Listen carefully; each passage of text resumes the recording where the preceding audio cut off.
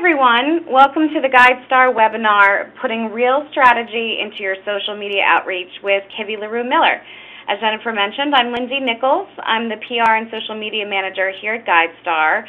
I joined this organization a little more than a year ago, and in that time I've spent, and really continue to spend, a ton of time and energy on GuideStar's various social media channels, our blogs, Twitter and Facebook, LinkedIn and YouTube, etc., etc. I'm sure you can all relate to that.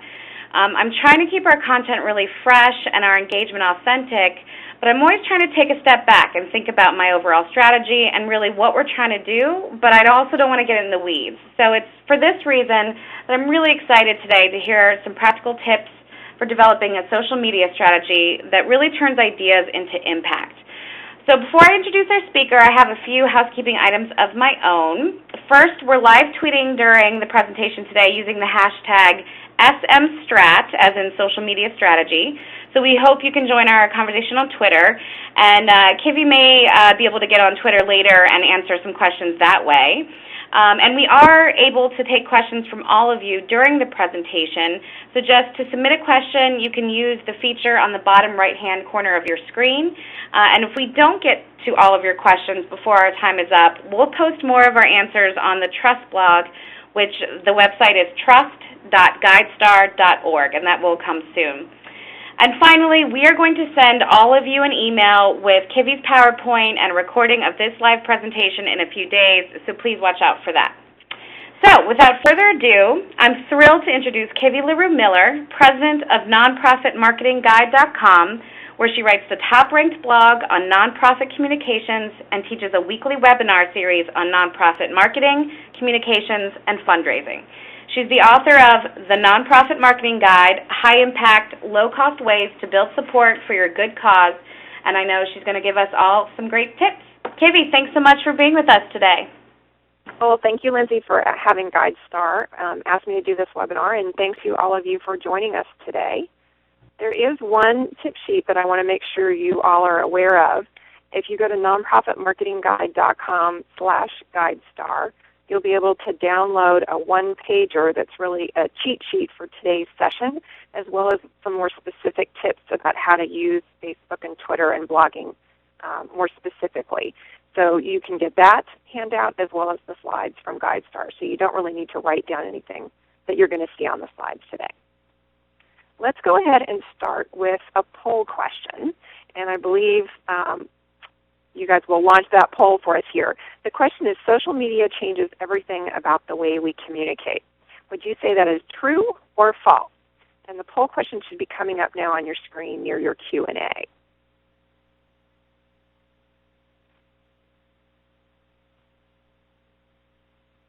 Is it true or false? If you have to pick an answer, which one are you going to pick? How are we doing with the voting, Lindsay? I'm not sure. I can see it. Jennifer, do you have any? I do, and people are submitting their responses now, so just select true or false, the radio button for true or false, and click submit. We still have some folks responding. I'll leave it open for a couple more seconds. Okay, we've closed the poll, and now the results are tabulating. It'll take a few more seconds for that.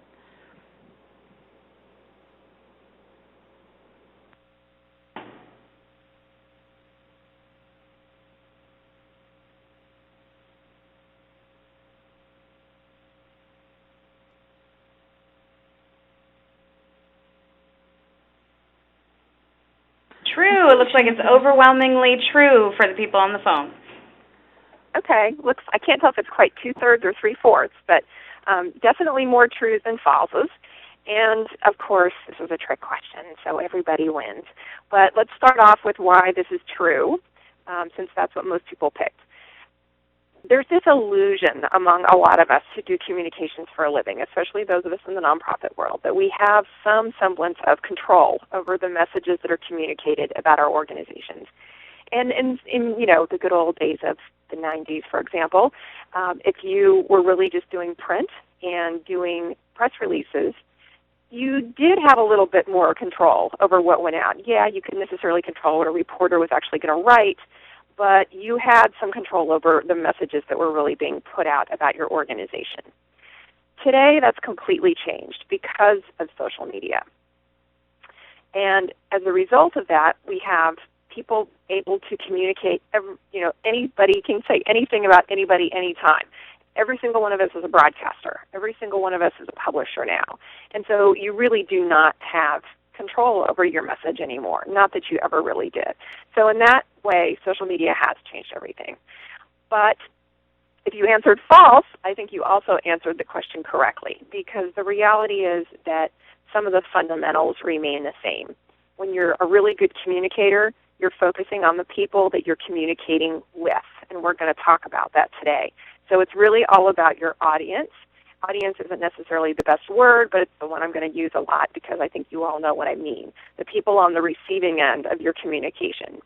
You have to focus on them, what their needs are, what their relationship to you and your cause is, what you're asking those people to do, and if you're effectively motivating them to do it. So those fundamentals haven't changed at all. And in that way, social media is just one more communications channel. So it's a trick question. It's both true and false. Let's put social media into a broader context of the kind of communications tools you have available to you now as a nonprofit communicator and some of the sort of bigger cultural issues that are taking hold right now that affect the way that people are getting information and processing information from everybody in addition to nonprofits. So at Nonprofit Marketing Guide at the end of last year, I did a poll that about 800 nonprofits responded to, asking what were going to be the most important communication tools for your nonprofit in 2011. And you can see the results here. Website and e-marketing, e-newsletters went hand in hand and were by far the most important tool. So when you're thinking about your online strategy, don't leapfrog over your website and over email. Those are still incredibly important. And for those of you that are really hoping to do a lot more online fundraising from individuals, you really have to have the website and the email marketing nailed. So I would start there for those of you that really have to prioritize where you're going to spend your time and make sure you're doing that well before you really jump full on into social media. Now after that, you can see that Facebook is most important. And I would say if you made me pick one social media tool that nonprofits do need to have a presence on, it would be Facebook. After that, we see kind of a mix of more traditional channels like events, print marketing, media, PR, as well as some of the other social media channels like Twitter, blogging, and YouTube. We're going to do this poll again, the survey again. We'll open that up in October, and I hope all of you will participate in that, and we'll see how this changes for 2012. We also need to remember that everything is changing really fast. When you look at the major tools that we use to communicate online, these are all really young companies. Google is, just turned 13. YouTube is turning 6 or turned 6 in May. Twitter is only 5. Facebook has only been open to the public for 5 years. It's much older than as a company because it started as a university-based social network, but it's only been open to the public for 5 years. So if you're trying to do a communication strategy for 3 years or 5 years, I think you're wasting your time because look what's happened in the last 5 years. So when I'm doing strategies for clients now, I tell them focus on 12 to 18 months. That's all you can realistically hope to project out at this point when you're getting really tactical and figuring out exactly what you're going to do. We have no idea what the next big thing is going to be. We have no idea how important Twitter and Facebook and YouTube will remain or if they will fade in any way. We don't know what Google Plus, what that's going to be like in a year. So you need to use the tools but not be so focused on them. And at the same time, don't focus too far out in the future because you really do want to wait and see what happens. Now, because of the social web, because of the social media, and it's just huge blossoming in the last couple of years in particular, the web itself has been completely transformed. So there really isn't sort of the web and then social media anymore. Social media has been really fully integrated into the online experience. If you look at the websites that get the most traffic in the U.S., this is the top 10 listing here, and you can see that half of them are pretty much pure social media sites. Let me get my little highlighter here. So Facebook, YouTube, Wikipedia, Blogger, which is Google's Blogspot blogging platform, and Twitter are considered pure social media.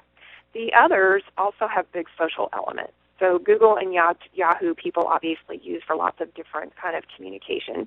But then you have Amazon, eBay, and Craigslist, which are huge e-commerce sites.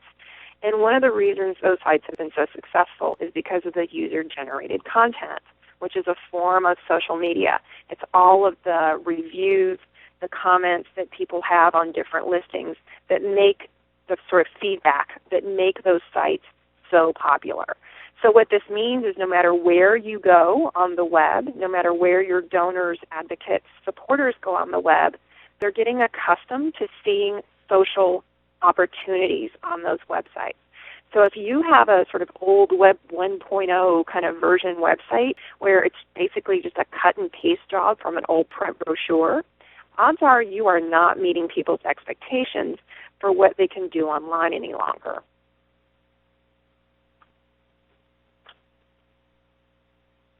So when we look at individuals now, what are these people actually doing on the social web? You can look at some data that comes out of Forrester Research. It's called the Social Technographics Ladder. And what this says is that only 19% of adults in the U.S. who are online do not use the web in a social way.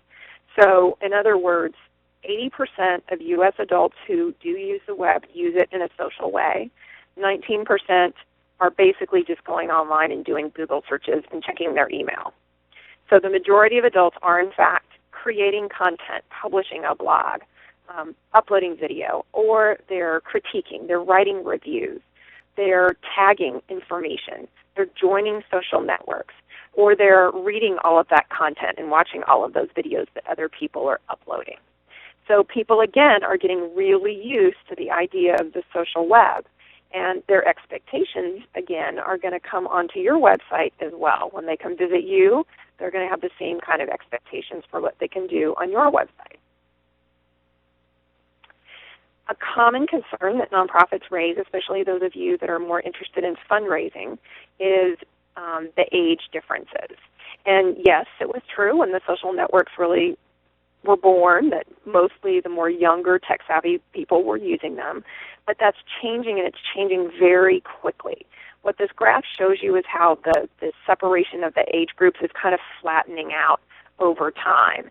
So just 2-3 years ago, 40% of the people that were social networking site users were under 35, were 23 to 35. That's dropped to 32%, in large part because these age groups are picking up, so the people over 35 as well as over 50 and over 65. And that's going to continue to happen. This is going to continue to level out. There's no reason why people who are in the workforce now, who are using social media now to communicate with their kids, are not going to continue to do that to communicate with their grandchildren and great-grandchildren. In fact, my grandmother, my children's great-grandmother, who is 86, is on Facebook multiple times a day.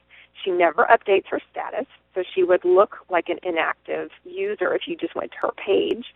But she's on there more than I am some days because she's looking for pictures of younger family members. She's trying to keep up with all of us. We're spread out all over the U.S. A lot of us travel a lot, and she likes to keep up with what we're doing. And she also likes to play games. She likes to play the word games, the Scrabble games with me and my sister and my aunt. And so she's always on there, even though she's 86. She's not alone. She has a lot of friends that are on there too. So what else is going on culturally that affects the way that we use social media and really develop communication strategies? We also have this 24-hour news cycle now, which is our cultural expectation. And so you can blame TV for this, but it's really translated over to the web as well. And we think we should be able to know exactly what's happening anywhere in the world by just simply going online. So, we're all tracking the hurricane on the East Coast. After the earthquake happened, earlier this week. Everyone went online to see what was happening. What's happening halfway around the world in Libya. People want to know exactly what's going on. Have they found Gaddafi yet? And we believe that we have a right to that information and to get it the second that we want it and for it to be updated. So if we go to a website and they don't have something about the earthquake that just happened, it's like, oh my gosh, these people are so slow. This is hideous. And you go to the next website and you find the news site that actually is covering the earthquake 2 minutes after it happened. And those are the people then you then put your trust in. Same thing goes for your nonprofit. If you've got really old content on your website, people notice that and they make value judgments about you as a result of that. So, and this is especially true with social media. If you have a social media profile and you haven't updated it in weeks or months, it basically means that you've died, essentially. They think you must have fallen off the planet because otherwise you would have updated it.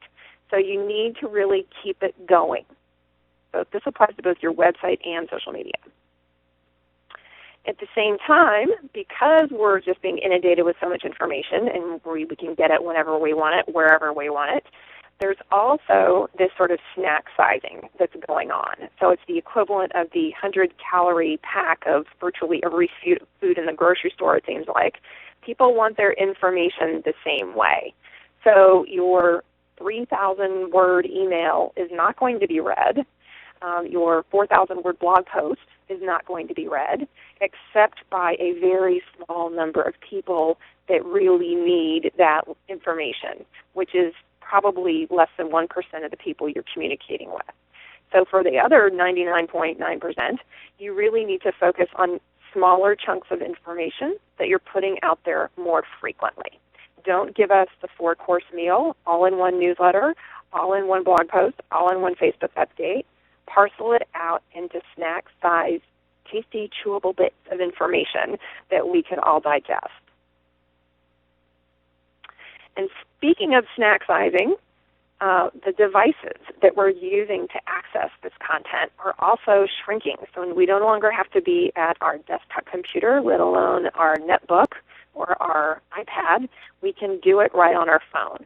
82% of Americans own a cell phone or a smartphone, and 2/3 of us are sleeping with it. Now, maybe not actually in the bed by your pillow, although I bet some of you iPhone users are, but you probably have it by your bed. And I often, when I'm doing this workshop in person, ask people to raise their hands, and we get some sheepish folks sort of admitting it. But the reality is that a lot of people are checking their email or checking Facebook before their feet even hit the floor. And when you compare that kind of communication, so personal, so just wedded to where we are at all times with us 24/7, to something like direct mail, where you got to go to the mailbox. It only comes once a day. It doesn't even come 7 days a week. It's just such an antiquated form of communication compared to getting people something on the phone. Now, that doesn't mean you shouldn't do direct mail. I don't want you to take what I just said as meaning direct mail is not a valid strategy any longer. It certainly is, but its effectiveness is changing, and so you need to understand how that's changing and make sure that you're still using direct mail in an appropriate way. Okay, so that's kind of the overview of the world that we're working in now and how social media fits into it a little bit. I want to start shifting now into what this actually means in terms of how you approach communications with your supporters. We talk about engagement as the big goal now.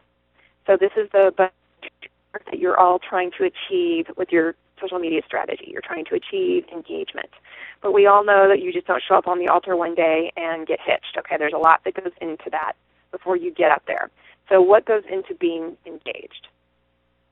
Well, one-way broadcasting doesn't work so well.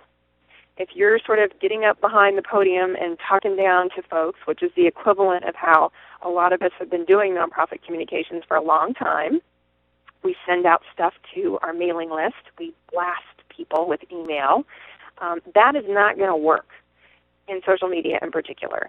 What you want to be doing instead is mixing and mingling and being social. So you're getting out from behind the podium, behind the 501c whatever you are, and really getting down in the mix with people and having conversations and really being on the same level as people. What you want to do is really treat it more like a big cocktail party. And at the big cocktail party, everyone is a spokesperson. Now, we could do another poll, which we won't actually do, but this is another poll that I often do with people. When I say everyone is a spokesperson, is this a good thing for your organization, or is it a horribly scary, awful thing? And the people in the room who say that it's a horrible thing are often fearful of what people will say. So they're afraid that people are either just going to get it completely wrong, that they're going to say things that are inappropriate, that they're going to violate privacy. So, some of these concerns are legitimate. Others are more just sort of control freakish things that we all need to let go of. The people who say this is a great thing take the attitude of, hey, I'm an overworked nonprofit employee. I can't do a quarter of what people expect me to do. So the more voices I have talking about our work, the better. And eventually, I hope that's where all of you will end up, is really seeing the power of social media as giving you so much more voice in the world. But you do have to let go of some of the control. You can't get really picky with people about their word choice on Facebook, for example. So you do have to sort of, let go of the reins a little bit and let people run. Within your larger community of supporters, you really want to position yourself as a well-liked expert who's friendly and knowledgeable. You would have, the slide has actually dropped off some text here, but you want to be seen as a member of the community or as one of us.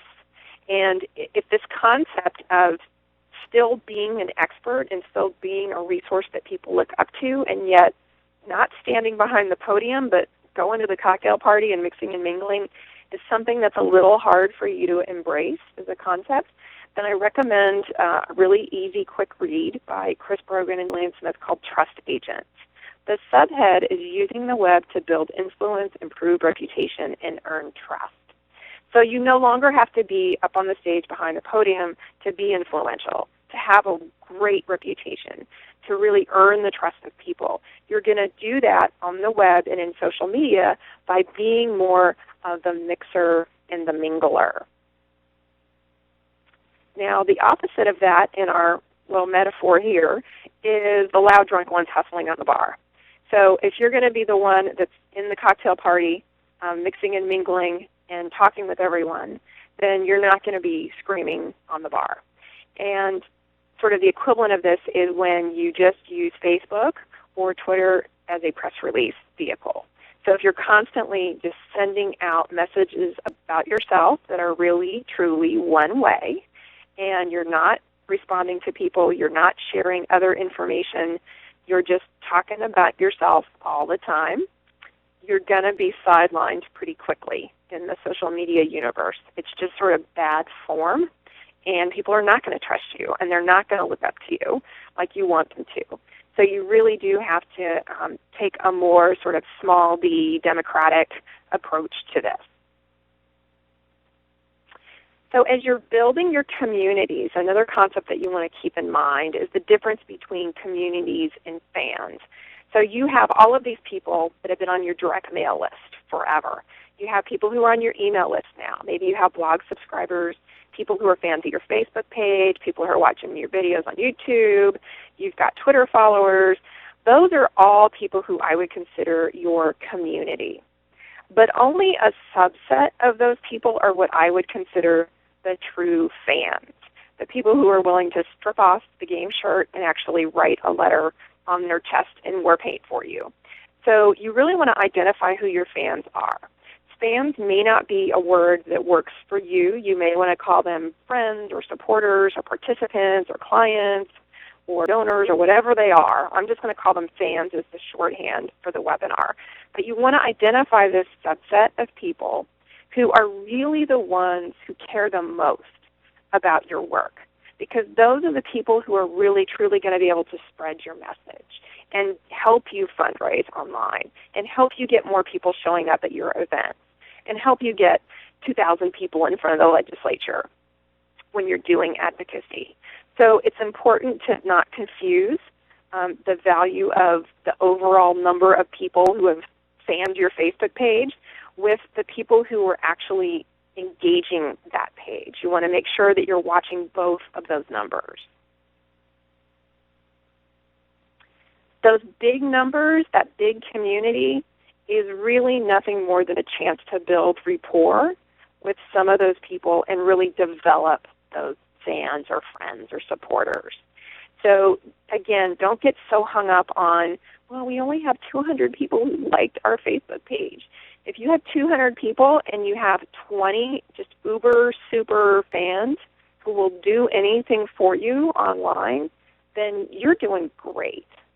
I mean, if I had 20 people who, would help me do some of the nonprofit volunteer work I do online in my little town, I would be just overjoyed. So focus on building the lists, yes, but also focus on building rapport so that you can sort of call out who those super uber fans are.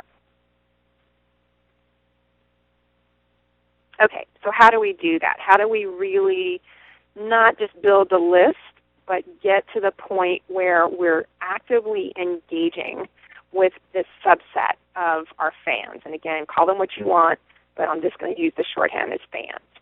How do we do that?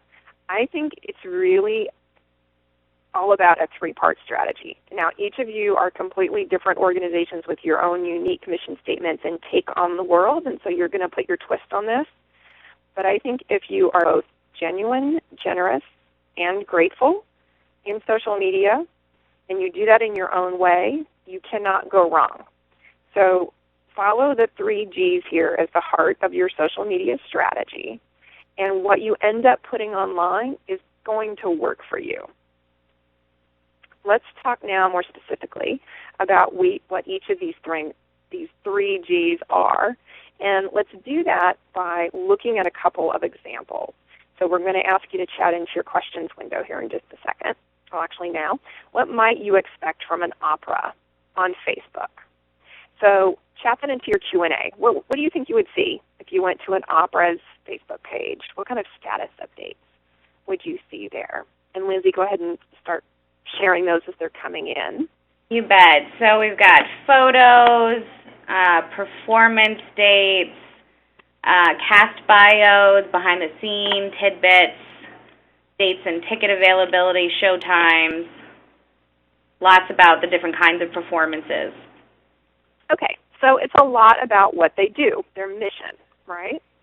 And a lot of people would expect an opera to be pretty conservative in terms of their communications. When I was coming up with this example, I'm like, okay, what's the most sort of stereotypically stuffy kind of nonprofit? And I thought, opera. Let's see what we can do with an opera on Facebook. Well, an opera that came up very quickly in my searches was the Palm Beach Opera, and they're actually doing a lot of really incredible social media work. They are probably one of the I know they're one of the standouts in terms of operas, and they're actually pretty standout in general in our nonprofit sector. So let's take a look at a couple of the different types of things they have on their Facebook page. This is just a screen capture from one moment in time from last summer. So, you can't judge them solely by what you're seeing here, but it's a pretty good indication of the kind of stuff that they do. So at the top here, we have a trivia question. Our GD, General Director, Daniel Biaggi, has only camped out for a concert once. Who is the performer? So they're asking a question. Trivia is always good on Facebook because it's conversational. When we're mixing and we're mingling, we're not just blah, blah, blahing about ourselves all the time. We're asking questions. So questions are great on Facebook and on Twitter. But it's not just sort of this random question about opera. It's letting us know a little bit more about the staff who work there. It's giving us a sense for what's important to Daniel. What is your favorite opera and why? So you've got more engagement there. Our general director is rooting for his homeland of Switzerland, but the marketing gals are rooting for Chile.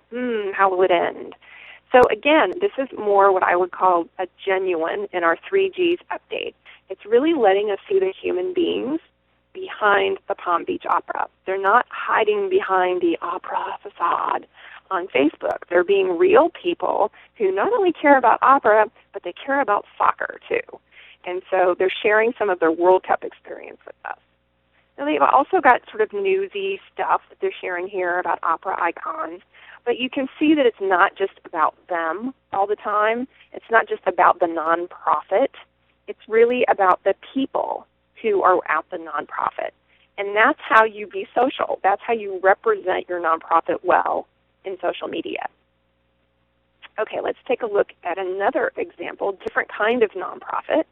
This time, let's think about your sort of typical local cat rescue. So very much a volunteer-led organization, trying to keep the kitties from being executed at the shelter. So local cat rescue. What are we going to find on their Facebook page? Go ahead and send that in on your Q&A. And Lindsay, let us know what we've got there. So I'm seeing animal profiles, fostering needs, different kinds of cats that are available, pictures, cat care tips, donation requests, pictures. Pictures. Right, okay. So it's all about getting the cats adopted. So, of course, we're going to have a lot of cat pictures. And probably a lot of begging for money and begging for fostering, begging for volunteers and money. And, in fact, you do see that on a lot of rescue pages. And that's no different for the organization I'm going to show you now, Fancy Cats Rescue Team, which is in suburban D.C., Virginia. They list cat listings all the time, and they are asking people to volunteer and give all the time. But that's not all they do. They also mix in some more sort of interesting information for cat owners because they understand who their audience is. They realize that someone who is going to click a like on the Fancy Cats Rescue Team page is going to be a cat lover. It's going to be someone who probably has at least one kitty in the household, if not multiple. And so they know who their people are. They know who their fans are. And so they're not just begging for money and begging for cat adoptions. They're sharing sort of cat stuff with people. So I know this can be hard to see, but at the top here, this is a funny little photo. I think it's like 6 or 7 black cats, and they're all sort of hanging out in this one little shady spot on a hot day. So they post the cute little photo, and then, they say, try to keep cool today. We have some information about their newsletter that's being announced. They're sharing a news story here about a cat choking to death when it got outside, and so they're saying, please keep your cat indoors. So it's tips for the cat owners. And then they also throw in some, cat people humor. So this is one of those fake pie charts. There are a number of these sites on the web now that come up with fake bar graphs and pie charts that are funny. And this one is, where is your cat most likely to hurl? So anyone who owns a cat has, had to clean up the cat barf. Not so funny to those of you that don't have cats, but all the rest of us can relate to the cat hurl. So it's funny. And it really shows us that it's not just, poor kitties who need a home, give us money all the time, that there are, people who have a sense of humor and understand their audience. All right, so with some examples in mind, let's really get into the 3 Gs here. So the first one is being genuine. And this is really all about, again, showing the human side of your nonprofit. Your facts are fine, but your emotions are what drive action. People make decisions based on emotional responses. They use facts to justify those decisions. So if you ask people why they donated, if you ask people why they vote a certain way, they'll usually give you facts as the reasoning because they're justifying a decision.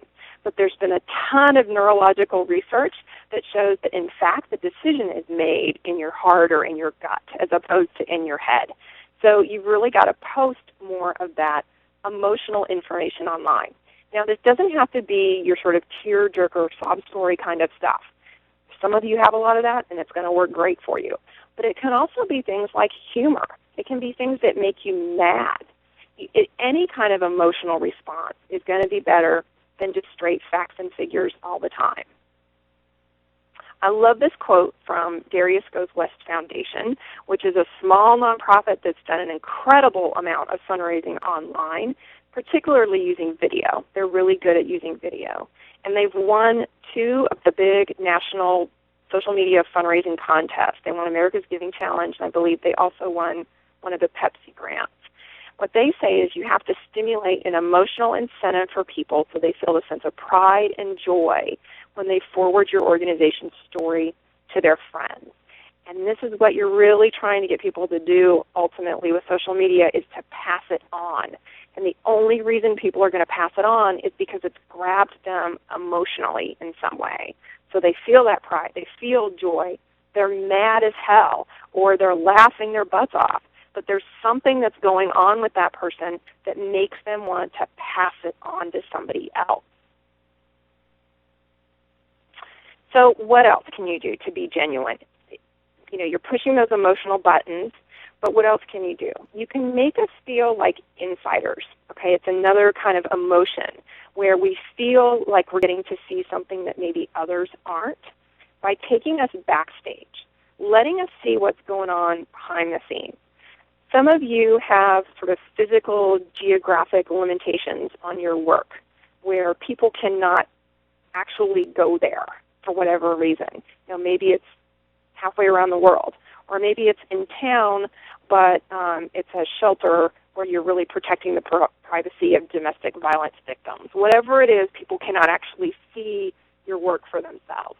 But you can tell stories about it, and you can take them there and really give them a sense for what's happening. So that's another way to be genuine. You also want to talk about other people than yourself. So think about your fans. Who are those big fans? Again, friends, supporters, donors, whoever they are. Tell stories about them and how they're relating to your cause and why it matters to them that you succeed and why they gave a bunch of time or a bunch of money to the cause. This allows other people who are thinking about being a fan or being a supporter to see who else is kind of in the club, who's in the family. And do I want to be part of that club and part of that family? So telling those stories about your fans help people sort of get over some of those barriers in deciding whether they really want to be a part of it. Okay, so moving on here. We've talked about the first G, which is being genuine. Let's talk about being generous now. With this, what I like to do is ask you to think about the best gift giver in your life. You may have to go back to childhood, Christmas, birthday, whatever, when you are getting presents, and there's always one present you are dying to open first because you know it is going to be the best because of who is giving it to you. Okay, so get that person in your head. Now I want you to think of the opposite end of the spectrum, the worst gift giver in your life, who always ends up giving you something that you have to sort of pretend that you're happy to receive. You have to, do the fake smile, etc. So you've got those two people in your head, okay? What is the difference between those two people? It's almost always that the good gift giver thinks about you and what you want, what you like, what you need at that given moment. Not 5 years ago, but right now, when you're getting that present, what is it that you need, want, like, etc. today? Compare that to the bad gift giver, who is treating gift giving more like a chore that they have to check off their to-do list. They're trying to do it the quick and easy way, and it really has very little to do with you and all about them just sort of getting through this task. So compare this now to nonprofit communications. You want to be the good gift giver, which means that you know the people you're communicating with. You understand what's interesting to them. You understand what problems they're having. You understand why they give a hoot about your work.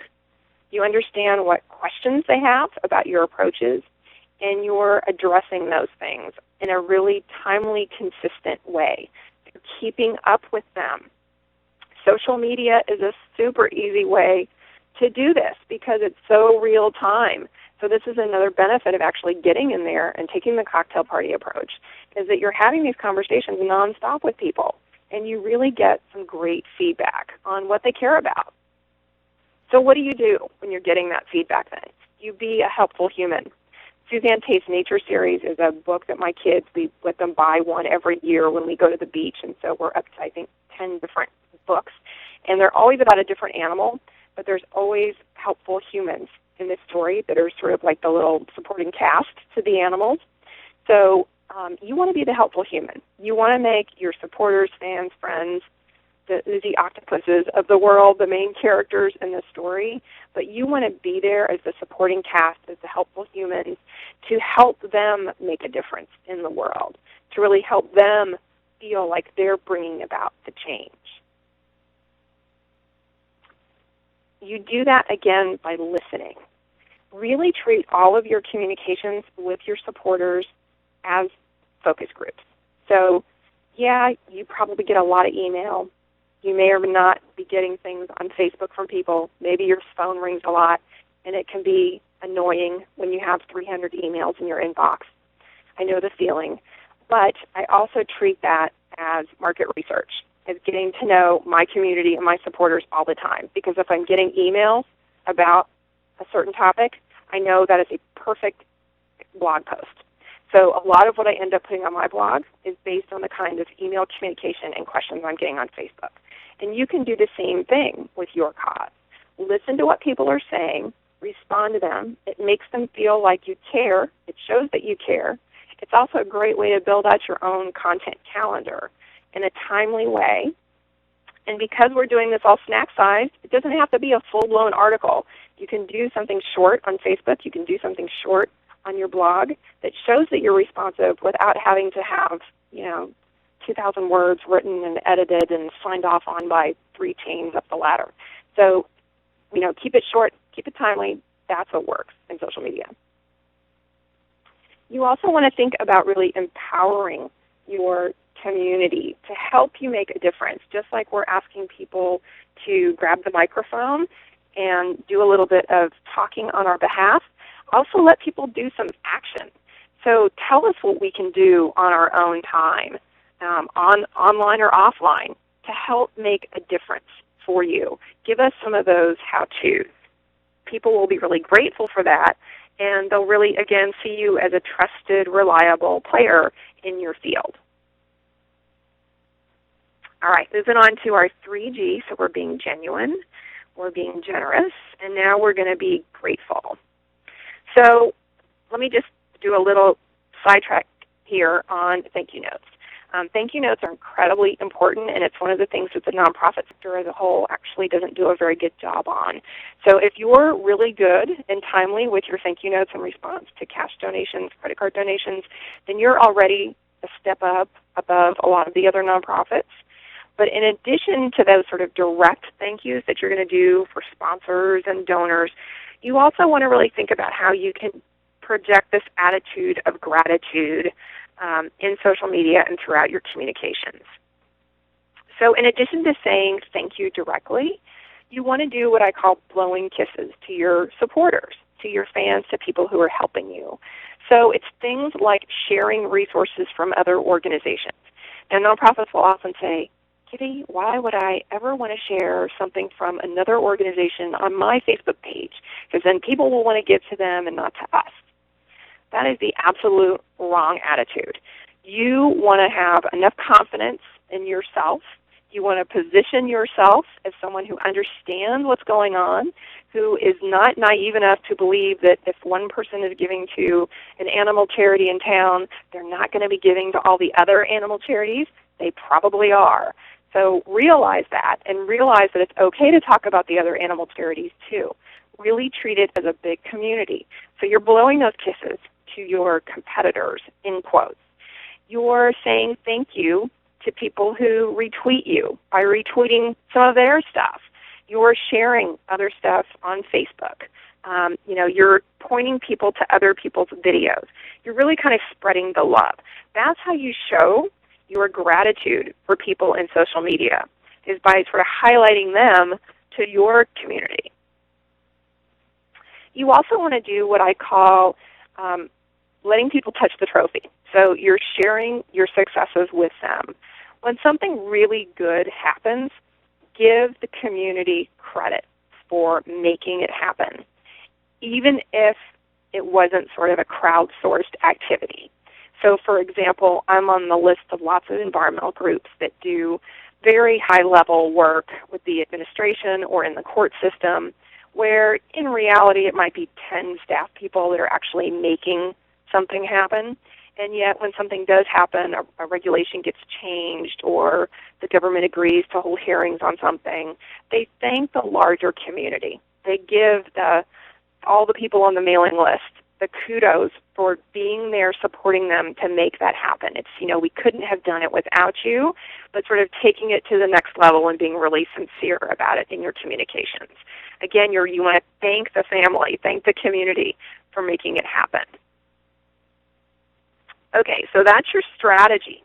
If you start with the genuine, generous, and grateful and figure out what that really means for your organization, you really can't go wrong in social media.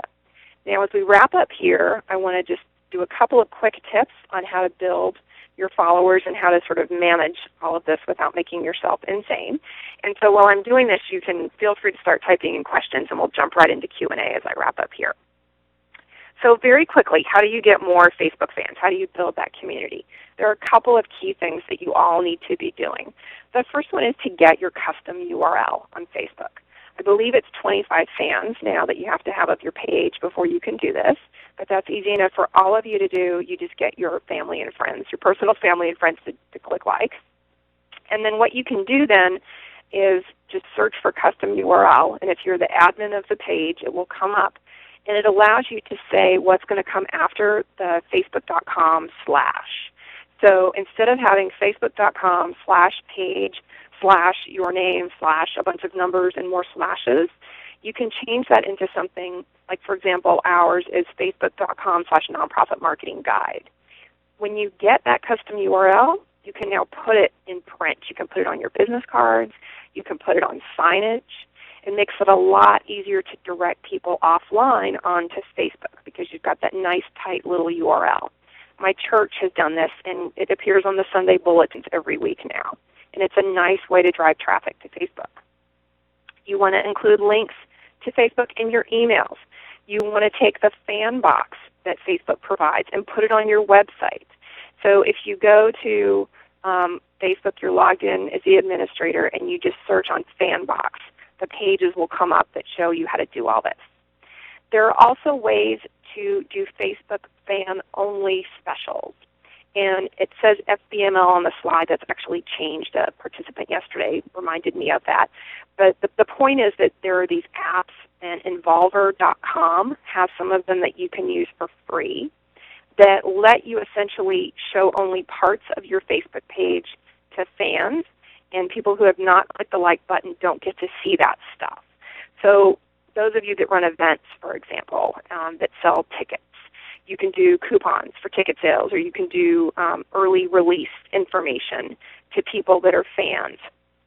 And you can use that app to make that happen, that only the fans of the page get to see that stuff. You can also use Facebook ads, right? In the ad, people can click like and become a fan of your page. And Facebook allows you to do some really extreme targeting, so you can really make sure your ads are going to the people you want them to go to. For example, you can say, I only want this ad to appear on pages of people who are fans of these two other organizations. So if you have sort of competitors in the space that have already built up a good fan base, you can advertise just to those people. You can also do it by zip code now. So you can really hone in on who you're trying to target on Facebook. Twitter is different. You do need to update regularly. You need to update regularly in Facebook too, but it's even more important in Twitter. And you want to gradually follow other people. It's really all about sort of reciprocating the following of Twitter accounts. But you don't want to follow 1,000 people at once. You need to build up the people that you're following in a gradual way, or Twitter will sort of say that you're a spammer. So you don't want to follow a bunch of people all at once. You use keyword searches, the advanced search features within Twitter. Put the keywords in that are related to the work you do and see who else is talking about your work, and follow those people and start to converse with those people on Twitter. And hopefully they'll start following you back. Similarly, watch for who's retweeting. Retweet yourself. You can start to see who the big players in your community, your world, whatever field you're working in, are by watching who's talking about whom and who's retweeting whom. Now, as you're doing all of this, you may occasionally want to use some additional tools to help you. And there are a couple that I like. Who Follows Whom lets you see who else is following whom. So what you can do, like maybe if you're a brand new national animal rights organization, you could type in Humane Society and Official PETA, because they have really big Twitter followers already. And when you clicked on this, it would actually show you who was following both of those organizations and who both of those organizations were following. So again, it kind of gives you a really good clue as to who some of the big people are in the community. Friend or Follow is a tool you can use to see who's following you but you're not following, and vice versa. So it's a way to kind of, again, help you build up your lists and manage your lists a little bit. Now, of course, this is all a lot to manage, so another tool that I want to recommend to you all is Hootsuite. I'm not being paid by any of these people to recommend this stuff. This is just the stuff I personally use and recommend. There are other software providers that do the same thing, but I think Hootsuite is the best. And what Hootsuite allows you to do is to manage Twitter, Facebook, and LinkedIn all in one place, and you can see kind of the flow of information both going in and out of your organization. So in this screen capture, you can see here, these are all the tweets that I've sent. These are all the tweets of people that are mentioning me. So one of the policies that we have at our company is that when people mention me, my assistant goes and checks out their profile, and if they seem legit, we usually follow them back. So it's one way that we kind of manage our lists. And you can set up custom searches.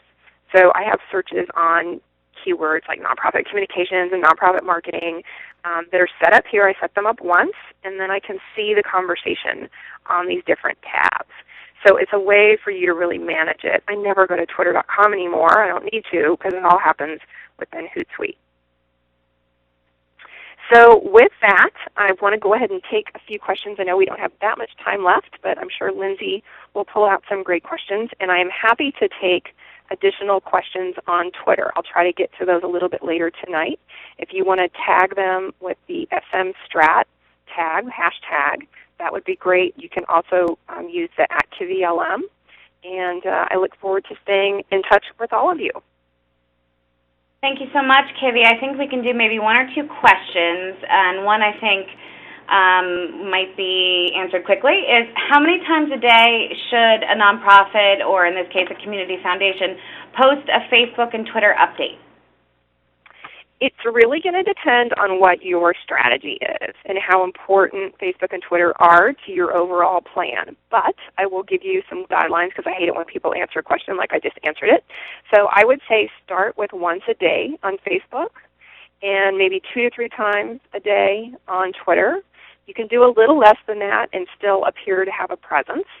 You don't usually want to do more than 2 times on Facebook unless you're in the middle of a really specific campaign where it's going to be kind of a short-term thing.